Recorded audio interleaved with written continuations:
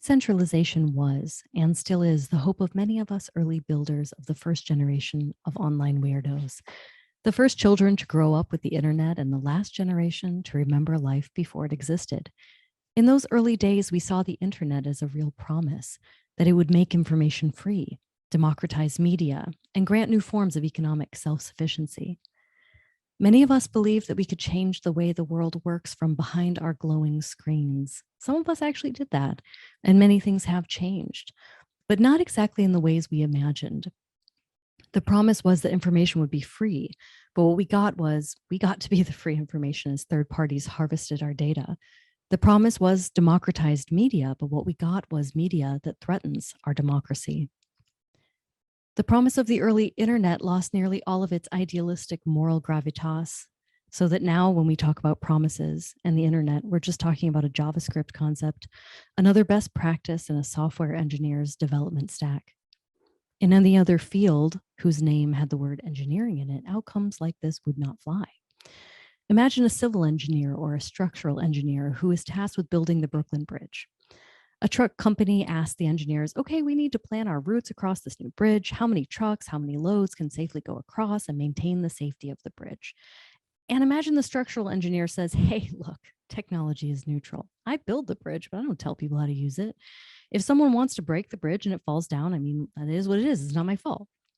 But with software, especially with social networks and the digital media ecosystem, we are perfectly okay with tech companies telling us that the system that they have designed are neutral, even as they break safety, democracy, privacy, fraud, make our children unsafe or are abusive or cause deep harm to our country.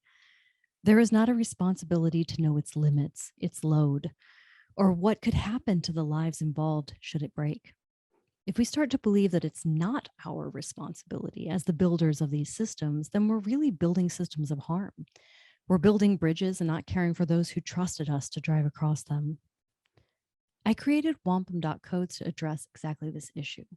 Wampum.Codes is an ethical framework for software development based upon the principles of co-creation as understood by, well, my people, the Seneca Cayuga Nation of Oklahoma. Like all members of the Iroquois Confederacy, we made wampum. A lot of people have a misconception about what wampum is. They think it was a form of currency. Well, it was not a currency. We used it as a tool for recording and regulating the different political and economic agreements that govern daily life. It was a decentralized means of recording contracts, something like a pre-Columbian blockchain that encoded not just financial transactions, but also ethical values. The project of Wampum.Codes is to try to imagine how we can weave ethics back into 21st century technologies. The core concepts are you put an extra step in the software. All right, my dogs are barking. The core concepts are to put an extra step in every software development pipeline for the development of all work on computers, yes, including AI. To take a few hours a quarter, align your goals, look at risk mitigation. Oftentimes, you'll find that developers, UX designers, leadership all believe they have the same values, but we need to articulate them, build some basic rules and logic into their systems, imagine a better future, and really listen to one another around fears, joy, possibility for the things they want to see in the world. We can embed these values as dependencies in code the same way we do with the rest of our package.json. CEOs, founders, employees who want to work in tech are eager for change. They want new systems to encode values and ethics into the source code of a new decentralized project and systems. While waiting for experts and policymakers to make those decisions for us, we need to be developing systems of harm mitigation and threat modeling so that our products are designed to help the world and that they don't harm it. We need robust regulation, testing methods, and guidelines. And it is up to us to start developing these side by side with every line of code that we write. This is our field. We know how to do it.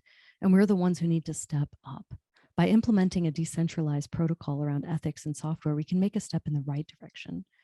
We live our lives according to a moral code, and the time has come for us to code our morals. We live our lives according to a moral code. The time has come for us to code our morals. Now I'm just going to